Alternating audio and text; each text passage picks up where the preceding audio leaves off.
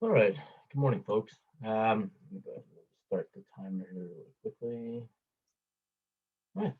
So hopefully you were able to get the Fit Lab done. A couple of you stopped by afterwards on Friday and got some help with it. Again, the Fit Lab is there to help you, kind of introduce you to bonding, and we'll start talking about bonding today. But it does deal with both ionic bonding and covalent bonding. Covalent bonding we won't get to until chapter 8. But I did want to get you some exposure to it. The whole PhET lab is involved in the interaction between atoms, and there's two ways that atoms can interact with one another. Okay, so we'll talk about one way today. We'll start talking about one of the ways that they can interact with each other today, and then the other way that they can interact with each other, we will talk about in chapter 8. So I will be referencing those some of those questions on the PhET lab. So please make sure then that if you have any questions on the PhET lab, stick around after I dismiss everyone to watch the video in class today and ask your questions. Okay, so please take advantage of the time during class so that you can ask your questions and then you can go watch the video. Okay, so let's go ahead and let's get started. And if you have any questions from Thursday's lab, please again make sure you ask about it as well. I'll review it a little bit this morning, but we do need to move on with the material. Okay. So we left off on Thursday talking about how cations form. So cations form, remember, as a result of metals losing, and let's go ahead and let me get this. Okay. Let me share the screen with you. Sorry, share the screen with you. It is okay. Oops, sorry. All right. So we know then that metals tend to lose their cations. That's what we talked about. So when metals, hold on one second, guys. Sorry. Let's see here.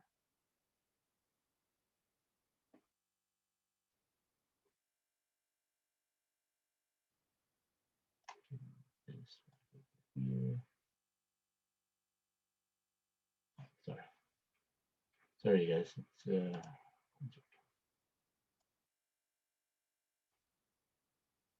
Okay, there we go. Work right there.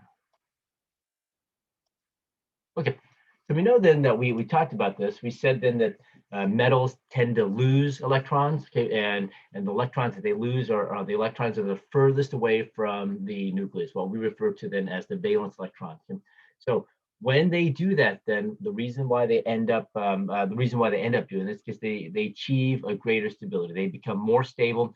The reason why they become more stable is because in losing the electrons, they tend to then losing the electrons, they obtain the electron configuration of a noble gas. Now, with that said, remember, they don't become the noble gas because these metal ions still have the same number of protons that their neutral counterpart had. So they're still the same atom, they're still the same element. They're just a different atom because now they have a positive charge. And the reason why they do this is that they can obtain a more stable electron configuration. And that's what these atoms want to do. So we saw then on Thursday, I was able to show you then why neutral sodium here. So this is elemental sodium. We talked about this. Elemental sodium, remember then is, let me go ahead. Elemental sodium here, we refer to this particular atom here as elemental sodium. Elemental sodium because this is the form when you have a neutral atom. The number of protons and number of neutrons are the same. So we call this just elemental sodium. And we want to make sure then that we are able to distinguish between that form of sodium and this form of sodium here, which we refer to as the sodium, and we give it a different name, the sodium cation or the sodium ion, if we want to just say that. Okay. And why is that? This atom is different from this atom. Again, they are both sodium. They both will have the same composition, and we went over this. This will be 11 protons. This will have 11 protons. The key difference here then is this sodium's lost one electron, and so therefore its behavior is going to be different. It's more stable. It's much more stable than the elemental sodium here. So we give it a different name. We give it a different symbol, and in order to indicate then that it is a different atom. And so when we write out the equation here, and so this is the what we refer to as the representation is what we refer to as the um, ionization reaction. Okay, so this reaction here is what we refer to as the ionization reaction. So this is the ionization reaction. Ionization reaction for sodium. And so what we see here then is that we start out on the reactant side. On the left-hand side, we start out with elemental, which is our neutral form of sodium. And then we end up with the sodium ion here, the sodium cation.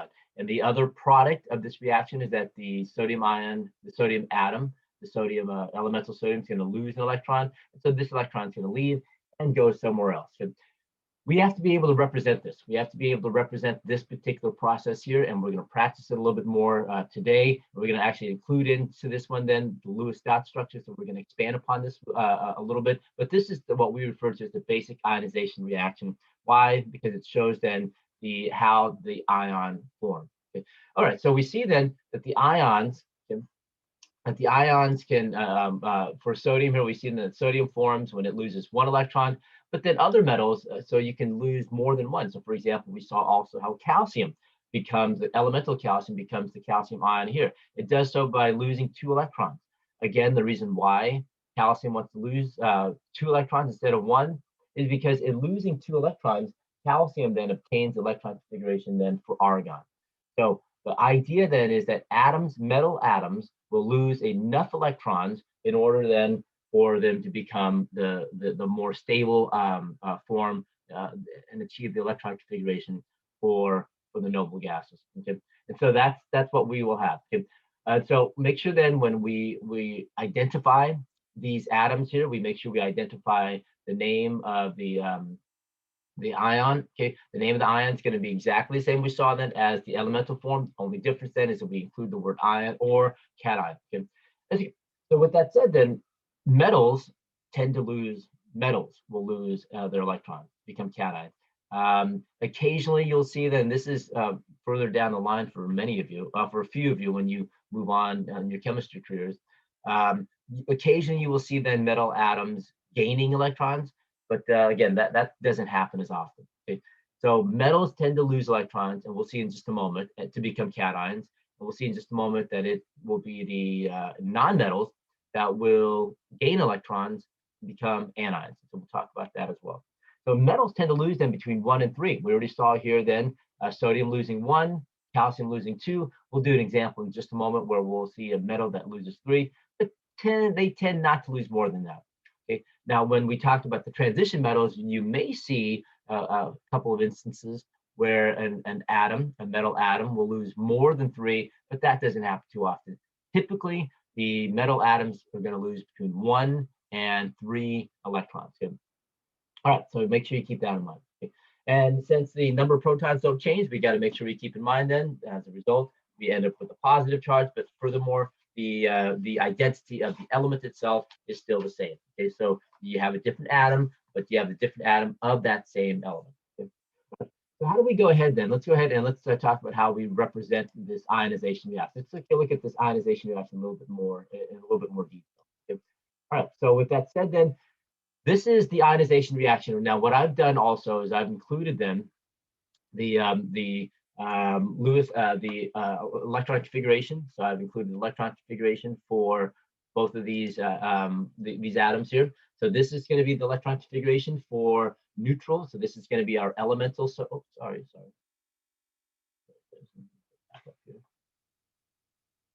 So this is going to be the elemental sodium here. So let's go ahead and indicate that. So this is elemental sodium.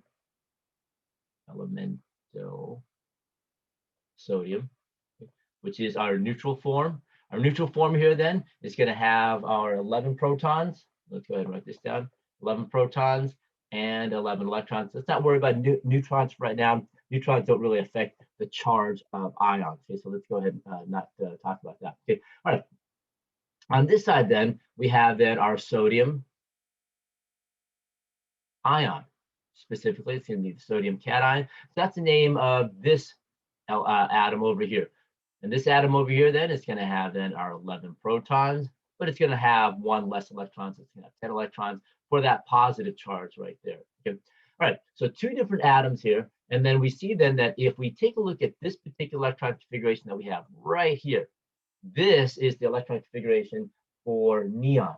Okay, so in losing this 1 electron here, okay, and so this, so we see then that sodium is going to lose this 1 electron, That's the valence electron. It loses that. It will achieve the noble gas configuration for neon. And that's what makes this atom more stable than its counterpart right here. So again, they're both sodium because they both have 11 protons. That's what we see. But sodium cation is more stable than the sodium elemental sodium because it has one less electron, and it has, and in doing so, it achieves the noble gas configuration of neon.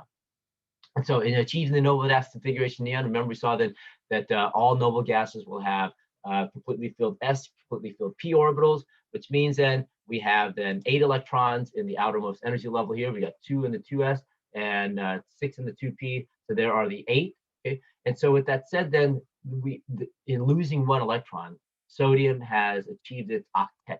So we refer to this then as the octet rule. We talked about this. So sodium follows the octet rule by losing 1 electron. Losing 1 electron, it then becomes the noble gas neon. Okay, all right. So like I said, we wanted to be able to represent this using the Lewis dot structure. So let's go ahead then. Let's take a look at how we will do this. Okay? So let's go ahead and write out the Lewis dot structure for sodium. Remember, we write out the Lewis dot structure for sodium. What we want to do then is we want to indicate that we want to write down the symbol for sodium first. So when we write out this ionization reaction, okay, we want to be able to use the Lewis dot structure to do so. We don't want to have to write out the electron configurations here. We're going to use the shortcut and or use the shorter form of the Lewis dot structure. So Lewis dot structure for sodium, 1 unpaired electron. Okay? And so with that said, then that is the elemental sodium that we start out with. Okay? All right. So with that said, then we're going to draw the arrow to represent the reaction moving from reactant to product. Okay. All right. So in what I do here, Ted, instead of writing the electron on this side, what I do then is I represent this by showing an electron, an arrow here with an electron that leaves. So there's the 1 electron that leaves. So I write it that way. Okay. So when this 1 electron leaves right here, we end up with an atom of sodium that is positively charged. Okay. And we can leave it like that. Okay, so if you notice here, there is no more dot. There's no more dot here. That does not mean that sodium has lost, that sodium doesn't have any more electrons. Okay, what that does mean then is that it has lost this 1 valence electron, and these are the electrons that are left over. Okay, so make sure you keep that in mind. A lot of folks make that mistake by looking at this and saying that, well, now sodium, since there are no more dots, sodium has no more electrons. That can't be the case. What we're saying here then is that sodium has no longer has that 1 valence electron that sits furthest away from the nucleus. So it has all of its core electrons, and furthermore, it has now a stable core of electrons because it has the octet here. So sodium has achieved an octet by losing that 1 electron. Okay, we can do the same thing for calcium. Okay, so let's go ahead and take a look at calcium. Okay, so we saw then calcium with its 2 electrons. Okay, so we saw then that calcium with its 2 electrons, it will lose, and we saw this already. If you do need to, please go back and reference the video from Thursday, okay, and see why. So calcium, and elemental calcium then will, in this case, lose 2 electrons in order for it to become stable. Okay, so therefore, I'll indicate that as such. So it's going to go ahead and lose 2 electrons. Okay, so losing 2 electrons, then we end up with an atom that has a +2 charge. So calcium then has a +2 charge, okay, and losing 2 electrons. Again, this does not mean that calcium has no more electrons. What it does mean then is calcium does not have any more valence electrons. It's lost its 2 valence electrons. Okay, so there is an example then of an atom that has lost 2. All right, let me do one more for you. Let's take a look at one more. Let's take a look at aluminum. Okay. Aluminum then has 3 valence electrons. Let me see if I can squeeze it in there. Aluminum has 3 valence electrons. Hopefully you're able to see that. Okay. And if you can't, please make sure again you stick around tomorrow after I dismiss everyone, after I take roll, and ask about it. Okay. So aluminum has 3 valence electrons. Okay? And so therefore, when aluminum becomes a cation, okay, it's going to lose those 3. It's going to lose those 3 electrons. And then losing those 3 electrons right there, it becomes the aluminum cation with a 3+ charge. Okay. So there it is. We have examples of atoms that will lose 1, 2, or 3 electrons in order to become the noble gas. Okay, so you saw then with sodium and calcium, the noble gas that aluminum is going to become the noble gas that aluminum will resemble once it loses those 3 electrons. Hopefully you can see this then. It's going to be neon. Okay. And it will have the electron configuration neon in the end. Same thing with sodium here. So sodium will also, and we already saw this, achieve the noble gas for neon as well. So both of these here, sodium ion and the aluminum ion here, the sodium cation and the aluminum cation, are what we refer to as isoelectric atoms. Okay? Isoelectric atoms just meaning then that they have the identical electron configuration. They both have the electron configuration for neon. Okay? Calcium here will have the electron configuration. Calcium ion will have the electron configuration for argon. Okay. All right. So please make sure then, let's go ahead and let's practice writing out these ionization reactions. So what we refer to these, and these are what we refer to as the ionization reactions for each one of these metal atoms. So these are I've represented for you the ionization reaction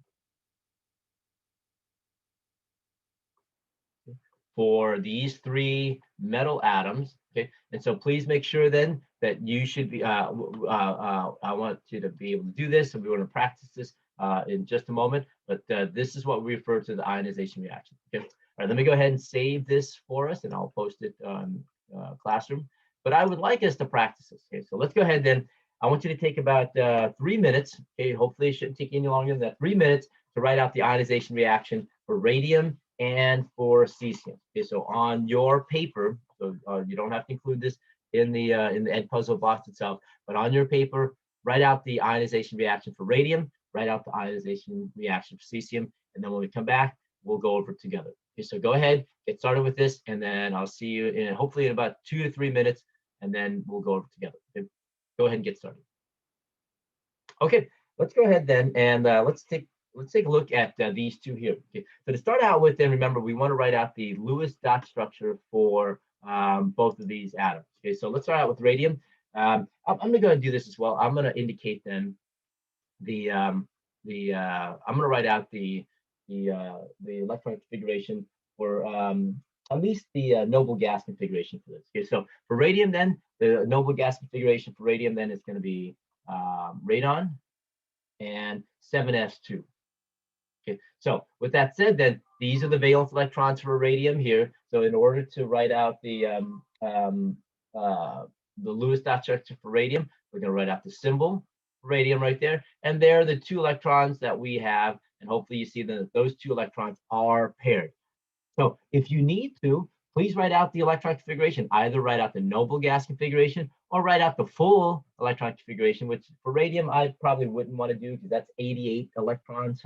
So hopefully you'll see that this is a little bit easier. But the reason why I want you to do this, if you need to, is that you should be able to identify the number of valence electrons here. But the easier way to go about doing this, folks, instead of writing that out, you should be able to see then that radon is part of the alkaline earth metal, and so therefore it is a 2A metal based on that, those 2 electrons. It has 2 valence electrons, and from that you should be able to see also that radon has those 2 electrons in the s orbital, and that's why they will be paired up. Okay? So either you can just go ahead and write out the electron configuration, or be able to figure that out from the group number and the orbitals that radon is in. Okay, these 2 electrons, radium electrons, are going to be in the s orbital. Again, if you're not quite sure how I did that, come by and see me and get that extra help. Okay. All right. So with that said, there it is. There is our elemental radium. Okay. So there's our elemental radium. Okay. So let's go ahead and draw the arrow then. Okay. Elemental radium, and once we have that. I'll go ahead and name this. So let's go ahead and name this one. This is our elemental radium. This is the neutral radium. Okay, and with a composition of 88 protons and 88 electrons, which makes this elemental radium neutral. Okay. All right. Now, if you notice here it is with our electron configuration again. In order for radium to become stable and obtain the noble gas configuration of radon right here, if you notice, it has to lose both of those electrons. So it's going to lose those 2 electrons. And in losing those 2 electrons, radium then will end up with, it will have, I'm sorry, so this new radium atom here will have 88 protons, okay, but it will only have 86 electrons, so therefore it will have a positive charge. So this is going to be then radium cation, new atom. Okay, that's the name of this atom, and this is the symbol of the Lewis dot structure for it. And this is the composition. Okay, so it will have a positive 2 charge because it has 2 more protons than electrons. Okay, so make sure you keep that in mind. Now, again, make sure you understand that this radon here does not mean that radon has no more electrons. It simply means then that what radon has now, if we write out the electron configuration for this radium atom, okay, it will have the electron configuration for radon, which is what makes it stable. Okay. So please make sure you keep that in mind. So that means it has still 86 electrons. And it loses these 2 electrons. In following the octet rule, it loses those 2 in order to become this stable atom right here. Okay. All right, very good. So make sure you look at your answers. And so essentially, this is what you needed to do. You make sure then that you had this. This is what you should include. So this is what we refer to as the ionization reaction right there. The rest of it is there for you to see then. Hopefully, you'll be able to use that to help you study for this. Okay, so make sure then that you are able to practice this. Okay. All right, let's go ahead now. Let's take a look at the next atom, cesium. Okay. All right, so cesium atom. Then let's go ahead and I'm going to write out the Lewis dot structure for this one. The electron configuration for this one is going to be xenon, and it's 6s1. All right. So with that said, then cesium is a 1A metal, so hopefully it's an alkali metal. So you see that. Okay. And that cesium also is it's 1 electrons in the s orbital. And so let's go ahead and write out the Lewis dot structure for cesium. Okay. So the symbol for cesium is Cs. Okay. There is the 1 valence electron for cesium. Okay. So hopefully you see that in order for cesium to become stable, it's going to follow the octet rule and lose that 1 electron in order to become stable. So in losing that 1 electron, let's go ahead and write that in. We have then 1 electron here. This time it will lose only 1 electron, and in doing so then it will become this particular ion here. So this is our elemental cesium, which is neutral. So that's the name. Okay. Because it will have then 55 protons and 55 electrons. In losing this 1 electron, our new cesium atom here is going to have 55 protons, but it will only have 54 electrons, and thus it has the positive charge. So this new atom here, we refer to that new atom then as the cesium cation or the cesium ion, either one works.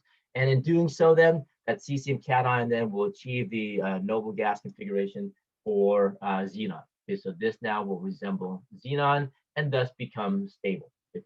So this is the ionization reaction. So let's go ahead and make sure then that you clear on this, that this is the ionization reaction right here for cesium. That's what you'll need to be able to write this out. But do please make sure that also that you're able to identify the names of these ions as well. It's the name of these ions as well, and also its parent name. Okay. All right, very good. Please make sure that, again, if you have any questions on this, you come by and you see me about it. Okay, you stick around and then we can go over it.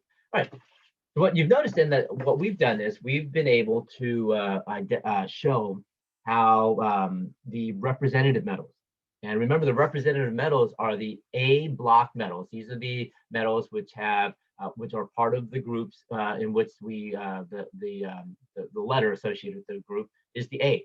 What about the B block elements? Let me go ahead and save this here real quickly. What about the B block elements, which is what we refer to then as the transition metals? So let me go ahead. Let's take a look at an example here really quickly, and let me pull up my whiteboard and let me share this with you. And let's talk about this. Okay. So we have then. Let's go ahead. And so we saw then. Let's just imagine that we saw then how. And let me just go ahead and write this up here. We saw then how radium. Okay, so let me go and share this again with you. Oops, okay, there it is. All right, there's the whiteboard. We saw then how cesium, radium and cesium became the electrons. Okay, so let me just go ahead and do radium really quickly again. So radium, 2 electrons. It has, it's going to lose the 2 electrons there. Okay, let's go ahead and let me draw this for you, just so we can compare this. Okay, so radium then is going to lose its 2 electrons. Okay. And in losing those 2 electrons then, it becomes the radium cation. Okay, so we have that right there. So we have elemental radium here.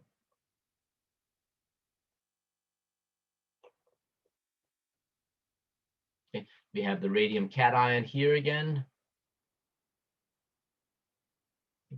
And I want to go ahead and again, real quick, share with you the electron configuration. Okay, so here we have then radon, okay, 7s2, okay, and I'm sorry, lose 2 electrons here. And then here we have then just radon. So losing 2 electrons, not so difficult. It's losing it from the 2s, from the 7s orbital. That's what we have right there. Okay. Now, let's take a look at an element like, let's just do real quick here. Let's take a look at, let's see, which one do I want to look at here? Let's take a look at iron. Okay. Let's take a look at the element, the transition metal iron. Okay. Let's go ahead and write this down. Iron then. Okay. If we were to write out the electron configuration for iron, then it would be argon. So we have an argon. Okay. And we have then 4s2. Whoops, sorry, 4s2, 3d6. Okay, so 4s2, 3d6. That's what we have for iron. Okay. All right, these are the valence electrons here for iron. It has 2 valence electrons. Remember, even though these 6 here are higher in energy, it's the valence electrons then are the electrons that are furthest from the nucleus. So we're going to write that in there as the Lewis dot structure. Do keep in mind that what we have here for iron has these 6 here as well. We can't lose track of that because that's going to it's going to be important in our discussion in just a moment. Okay. All right. So if we were to imagine then iron, okay, if iron were to become like a noble gas and thus become stable, okay, let's consider this. It would have to, so this is elemental iron right here. So this is elemental iron. Okay. The composition of elemental iron then, it's going to have then 26 protons, okay, and 26 electrons. Okay. All right. So we saw that up here with radon that in losing these 2 electrons here, radium becomes like radon. It achieved the electron configuration of radon to become this radium cation, and all it had to do was lose 2 electrons. Okay, so if that were the case here, let's look at the first case where iron loses the 2 valence electrons. Okay, so iron loses the 2 valence electrons. Okay, so there it is. We have 26 protons. It will have now 24 electrons. Okay, 24 electrons. Okay. The charge then here would be 2 plus, which is fair enough. Okay, and the electron configuration though that's left over. Let's take a look at that. It's going to be argon. Okay, remember these 2 electrons that are lost. Those are the ones that are lost, and we have then 3d6. This does not. So in losing 2 electrons here, what we notice then is that with elemental iron, for it to become the iron cation, okay, it does not, and it cannot, it will not achieve the noble gas configuration. They're losing these 2 electrons here, losing these 2 valence electrons to become the iron cation. It still has these 6 here. So some have said then, well, why doesn't the iron just lose those remaining 6 right there? So why doesn't iron go on and do this? Okay, lose those 6 electrons there, okay, and in losing those 6 electrons there, what it does then, and let's go ahead, it will achieve. So let's go ahead and lose 6 more electrons so that we lose a total of 8 electrons. Okay, therefore, in this case, then the iron atom here will have the noble gas configuration of argon. It will become like argon. It will become isoelectric with argon, which means then it's going to have 26 protons, okay, and it's going to have then let me see here, 24. I'm getting 18. No, sorry. That's my mind for you guys. Old age. And just do the math real quick in my head. Can't do that. Sorry, 18. Yeah. whew, 18 electrons, okay, left over, which means then this particular iron atom then will have an 8 plus positive charge. So this is a different iron atom with an 8 iron cation, sorry, with an 8 plus positive charge. Okay, that cannot happen. That will not happen. Remember, we said then that the maximum number of electrons that can be lost is going to be between the number of electrons can be lost is going to be between 1 and 3. Okay, 1 and 3 electrons. Sometimes you'll see more, but 4 would be the most. Here, this iron atom here would have to lose all 8 of these electrons here, okay, in order to become this cation. And that, folks, cannot happen. That cannot happen. Transition metals will not be able to achieve the noble gas configuration.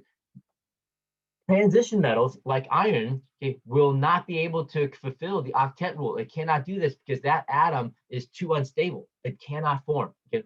And so therefore, what it can do then is it will be able to lose a certain number of electrons. It will be able to lose a certain number of electrons to become stable. And actually, the iron 2 cation here does exist. It does exist. Okay? And it does form. It doesn't quite form in this way here. We'll see this in just a moment. Okay? But these iron atoms, I'm sorry, these transition metals, they being metals will lose electrons and they will become stable. Okay, so this iron 2 atom here does exist and it is more stable than elemental iron, okay, but it doesn't form by losing just these 2 electrons. So we're going to talk about how those form in just a moment, okay? But do understand this, with transition metals, they will not be able to achieve the octet. They will not be able to obtain the noble gas, any noble gas configurations, because they would be required to lose too many electrons in order for that to happen. Okay? All right, so let's keep that in mind as we go through this. So let me go ahead and save this for you. Okay? And let me clear this out. And let me go ahead and get this slide back up here. Okay. All right. So with the transition metals, then what we're going to see then is that they will lose a certain number of electrons. They have to. They're metals. Okay? But what they end up with is what we refer to as a pseudo-noble gas configuration. Okay, and so we're going to talk about what this pseudo-noble gas configuration is in just a moment, but make sure you understand then that what it does is that the electron configuration that it achieves, that these transition metals achieve, are stable. They are stable. They are more stable than the neutral atom, okay, but they will not obtain the new noble gas configuration. So we call it pseudo, meaning that it is it's kind of like it, but it's not really. It's kind of the fake noble gas. And so we're going to talk about what that pseudo noble gas configuration is going to be. Now, furthermore, what this does for us is then, unlike the representative metals, the transition metals can have 2 or more of cation forms because of this pseudo noble gas configuration. Because of these pseudo noble gas configurations, we will see then that iron can achieve, these atoms can achieve more than that. Okay, so let me go ahead then and let me pull up my whiteboard again, and let's take a look at iron one more time. Okay, let's take a look at how iron achieves its stability. Okay, all right. So let me go ahead and let's take a look at iron one more time. Okay, we have iron then. Let's go ahead and take a look at this. We have iron. Okay, and we're going to do elemental iron here, and we're going to use the elemental. Oh, sorry. We're going to use the Lewis dot structures, and we're going to talk about how we elemental, and we're going to show how these atoms form. Okay. So elemental iron. Okay. All right. Again, argon, and this can be 4s2 3d6. Okay. All right. So we have our 2 valence electrons there. Let's go ahead then. And what I would like to do then is I'm going to show you, let's talk about how iron 2 plus forms. So 1, so that's elemental iron. The ion of iron that forms. Okay, so let's go ahead and take a look at the iron cation. Okay, now let's take a look at the first one. So the first one then, the first iron cation is going to lose 2 electrons. It will lose 2 electrons. And so in losing 2 electrons, remember then we have 26 protons here. The composition is 26 protons, sorry, 26 protons. and 26 electrons here. For the iron cation, whatever it's going to look like, it will have 26 protons and 24 electrons. Okay? And so therefore, the symbol for the iron cation then is going to iron 2+. So all that we can obtain right now. Okay? And so therefore, what would the electron configuration look like then? Oops, sorry. Let me finish up with this one then. Okay. What would the electron configuration look like for this iron atom here? Okay. Now we would assume then that it would lose these 2 electrons here. We would assume that. But what we are left with then, and let's make sure we keep this in mind then, is an electron configuration that is like that. 3d 3d6. Okay. Now we would look at that and we would say, well, so what's wrong with this electron configuration here? Okay. The issue here then, remember, and let's go back to, I want to remind you about the those exceptions. Remember we saw those exceptions to the octet rule. We saw chromium, molybdenum, copper, silver, and gold. And we said that the reason why we had exceptions there is because what those atoms did in violating the Octal principle is that they wanted to achieve this stable configuration that we said then would occur if they have a half-filled or a completely filled d orbital. So half-filled and completely filled d orbitals, those impart stability. Those actually make things more stable. And so if you take a look at this here, what we have here is that we have an atom that is neither half-filled. So we have a d orbital that is not half-filled. Okay? How can we achieve that? Well, let's consider this. Let's imagine then that these 2 electrons, instead of both of the valence electrons being lost, okay, rather what we have then is one of those electrons being lost, okay, one electron being lost, okay, from the s orbital and one electron from the d orbital here. So we still have one valence electron. We will still have one valence electron at this point. Okay, so that means then if we have that one valence electron, the electron configuration for this atom won't be argon 3d6. It'll be argon 4s1 3d5. Okay. And here it is. That then is your half-filled d orbital. So it loses one electron from the s orbital. So there's your one valence electron left over, but it loses one from the d orbital as well. So the electron configuration for this iron atom then is going to be 4s1 3d5, because this is this stability there. And so this is what we refer to then as the pseudo noble gas configuration, because we have then a half-filled d orbital. And it's this half-filled d orbital here that makes it stable. The stability is in that half-filled d orbital in much the same way we saw then chromium and molybdenum becoming stable by having a half-filled d orbital. This iron cation with a 2+ charge is also stable because it has a half-filled d orbital. Okay, so we're going to pick up with this discussion, and I'm sorry, I'm out of time here, but we'll pick up with this discussion tomorrow, okay, in tomorrow's video, and then we're going to take a look at another example of a different type of pseudo noble gas electron configuration. Okay. All right, so very good, folks. Please stick around. If you make sure you stick around after class, after I take roll tomorrow, if you have any questions on this. But hopefully, the video tomorrow will also give us more practice in doing this, and then I'll assign the homework for that, and you can practice as well. Okay. All right, very good, folks. Let me go ahead and save this. Have a good rest of your day, and I will hopefully see you folks in class, some of you in class after I take roll tomorrow. Okay. All right, have a good one. I'll see you.